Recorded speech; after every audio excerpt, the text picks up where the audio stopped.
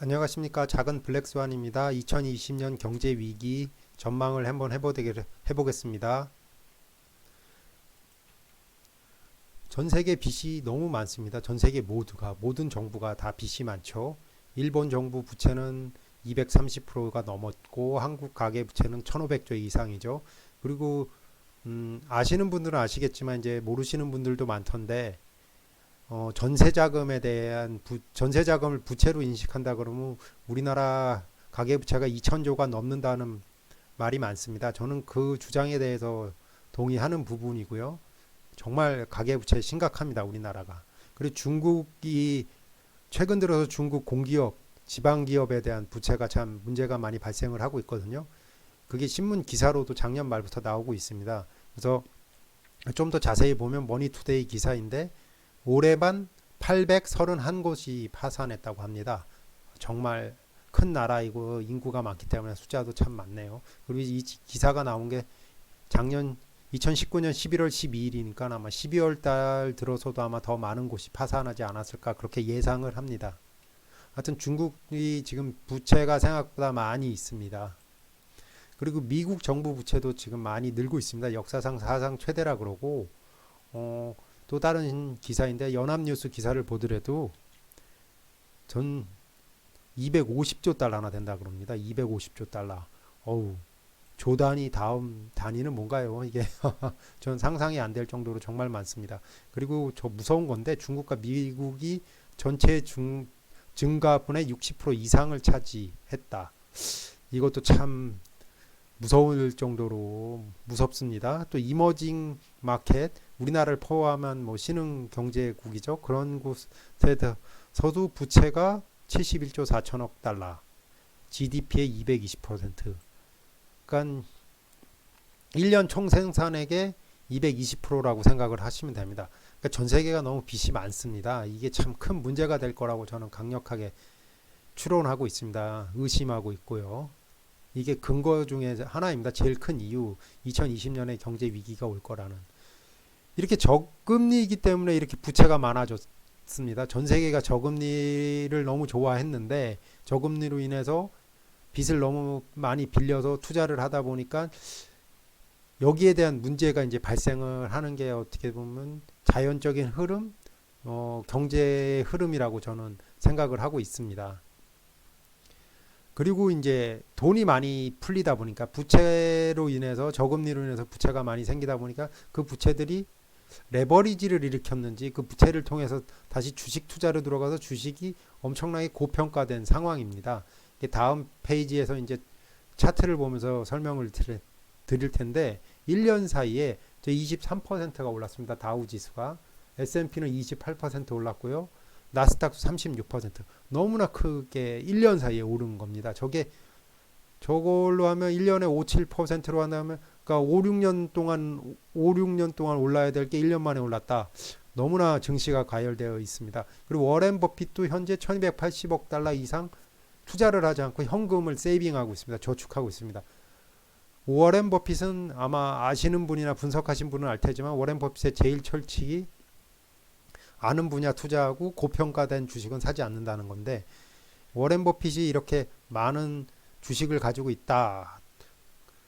이것만으로도 워렌 버핏도 저는 어떻게 보면 하나의 인정을 하고 있다고 봅니다. 그러니까 이미 그러니까 특히 주식시장이 고평가되어 있다라는 것으로.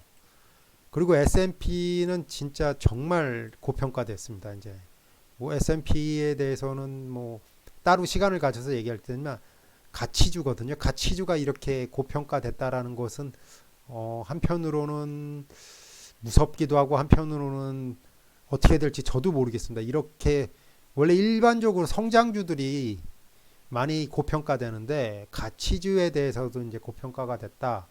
이거는 좀 생각해 볼 사안인 것 같습니다. 이건 앞에서 말씀드린 걸 차트로 보면 더 이해가 편하실 것 같은데 1년 동안 이렇게 3대 지수 다우, S&P, 나스닥 이 3대 지수가 올라간 현황을 보는 겁니까? 정말 많이 올랐습니다. 진짜 0%라고 치면 36%, 나스닥, S&P 28%, 다우 지수 23%. 작년 한 해 동안 이건 정말 주식이 과대평가됐다고 저는 확신을 하고 있습니다. 그리고 정말 안타까운 부분인데 제조업의 가치가 생각보다 너무나 빠르게 떨어지고 있습니다. 애플하고 마이크로소프트 두 개 기업 시가총액이 독일 전체 증시보다 커 있습니다. 독일은 BMW, 벤츠, 지멘스, 바이엘, 도이치방크 등 정말 핵심적인 제조업체들이 많은 곳입니다. 전통적인 기업들이죠. 이 전통적인 기업들이 이렇게 빠르게 가치가 하락할 수가 있을까? 이건 정말 생각을 해봐야 됩니다. 이게 올바른 길인가? 아니 올바른 걸 떠나서 이렇게 빠르게 떨어질 가치가 있는가? 그래서 이것도 이제 신문 기사를 통해서 본 건데 작년 11월 26일 날 나온 기사입니다. 애플과 MS 독일보다 더 커졌다. 독일이란 나라가 전통적으로 강국입니다. 제조업이 정말 강한 나라죠. 근데 그걸 능가했다. 애플과 마이크로소프트는 전 소프트웨어 회사이고 서비스 회사입니다. 서비스가 제조업을 이겼다. 근데 너무 무섭습니다. 저는 이게.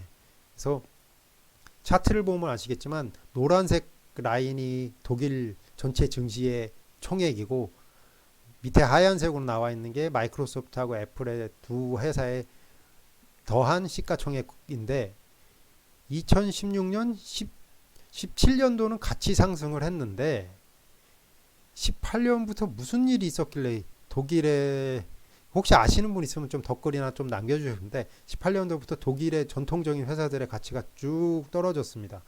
근데 18년부터 이렇게 마이크로소프트하고 애플은 가치가 급상승을 했고요. 한번 조정을 받았지만 마이크로소프트하고 애플이 급상승한 이유는 4차 산업이죠. 인공지능과 빅데이터와 클라우드 사업이 성공을 해가지고 애플은 자기네 서비스 매출이 그러니까 아이폰이 안 팔리더라도 서비스 매출에서 엄청난 이익을 발생할 수 있다는 걸 몸소 보여줬고 또 배당액도 늘리고 주주 친환적인 정책을 했고 마이크로소프트는 클라우드에서 아마존 다음으로 2등이지만 성장 속도는 엄청나게 빠릅니다. 그래서 윈도우 다음에 차세대 먹거리를 마이크로소프트는 애저 클라우드를 통해서 클라우드 사업에서 찾아냈다는 것이 모범 사례를 보여줬기 때문에 주가가 오른다는 건 이해는 하는데 너무 빠르게 올랐고 두 개 회사가 이렇게 큰 가치를 가질 건가? 그러니까 두 개 회사를 무시하는 게 아니라 너무 커졌다는 겁니다. 제 말은. 저금리로 인해서 저금리와 경기 부양인데 이걸 왜 써놨냐면 올해 많은 정부, 특히 독일도 포함해서 많은 정부에서 경기 부양책을 시행을 할 건데 그 경기 부양을 하려면 일반적으로는 그러니까 정부가 채권을 발행해서 그 돈으로 경기를 부양을 합니다. 근데 정부 입장에서 보면 지금 저금리 상황이기 때문에 부담이 예전보다 훨씬 덜하기 때문에 부채를 막 찍어내는 거죠. 그러니까 빚이 더 늘어난 겁니다. 빚을 줄이거나 줄이지 못해도 현상 유지를 시켜야 되는데 그걸 안 하고 빚을 늘려서 경기를 부양하겠다고 많은 정부들이 얘기를 하고 있습니다. 독일도 포함되어 있죠. 앞에서 보셨듯이 독일 주가가 많이 떨어졌기 때문에 독일에서는 참다 아마 하는 것 같은데 이것도 정말 무섭습니다. 독일은 1차 세계대전 이후 하이퍼 인플레이션이라는 그 엄청나게 무서운 걸 경험했기 때문에 경기 부양을 웬만해서는 실행하지 않는 나라인데 한다는 게 또 그리고 올해 선거가 있습니다. 대한민국은 총선이 있고 미국은 대선이 있고 선거가 있기 때문에 금리를 가지고 올리지는 못할 겁니다. 절대로. 선거가 있는 애 올리는 거는 정말 힘들죠. 그럼 남은 게 이제 계속 빚을 늘려서 경기 부양을 한다는 건데 누군가는 빚을 갚아야 되는 겁니다. 이건. 그래서 절대로 계속 채권을 발행해서 경기를 부양하거나 하는 거에 대해서는 저는 다시 한번 생각하고 최후의 수단 정말 할 게 없을 때 하는 건데 그게 지금 상황인가라는 거에 대해서는 좀 저는 회의적인 시각을 가지고 있습니다. 결론은 앞에서 다 말씀드렸듯이 2020년에 저는 금융위기가 올 것으로 예상합니다.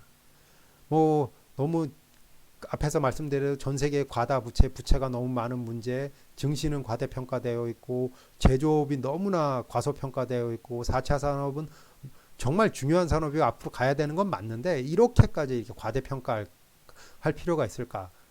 닷컴 버블을 생각나게 하는 닷컴 때하고 다르더라도 너무나 과대평가됐다는 것이 제 생각입니다. 그리고 이제 역사적 관점에서 보더라도 이게 금융위기가 올 타이밍이라고 저는 생각합니다. 이게 1970년대부터 2020년까지 예측한 차트인데 뭐 석유 위기 그리고 이제 블랙 프라이데이가 있었죠. 1987년경에 88년도 그리고 나서 98년도에 IMF죠. 아시아 금융위기가였고 2003년도 2000년대 초반에 99년 2000년대 초반에 닷컴 버블이 발생을 했고 그리고 가장 최근이라고 하는 데가 2008년 리먼 브로더스 사태이고요. 그럼 이때 올 수밖에 없을 거라고 보죠. 이게 패턴이 보이는데 하여튼 이만큼 후에 발생을 합니다. 일반적으로 한 10년, 12년 사이에 조금 그래서 올해가 올 거라고 저는 생각을 하고 있습니다. 제 영상 시청해 주셔서 정말 감사드리고요. 또 계속 영상을 만들 건데 금융위기가 올 것으로 예상을 하고 있기 때문에 욕심을 좀 줄이십시오. 뭐 돈을 조금 만약에 작년에 투자를 해서 운 좋게 저도 좀 작년에 투자해서 조금 벌었습니다. 뭐 많지는 않죠. 그래서 욕심을 줄이려고 생각을 하고 있고요. 안전자산 쪽을 좀 눈에 두고 있습니다. 이 부분에 대해 안전자산이라든지 욕심을 줄이고 뭐 이제 금융위기가 닥쳤을 때 어떻게 해야 된다라는 거는 다른 에피소드를 통해 말씀드리겠습니다. 제가 아직 영상을 많이 만들질 못해서 많이 부족한 점이 많습니다. 적극적으로 피드백 주시면 수정하도록 노력을 하겠고 또 틀린 내용이나 제가 잘못된 생각이 있으면 제 밑에 있는 저기 미니 블랙스완 gmail.com으로 보내주면 적극적으로 수용하겠습니다. 감사합니다. 시청해 주셔서 항상 행복하세요.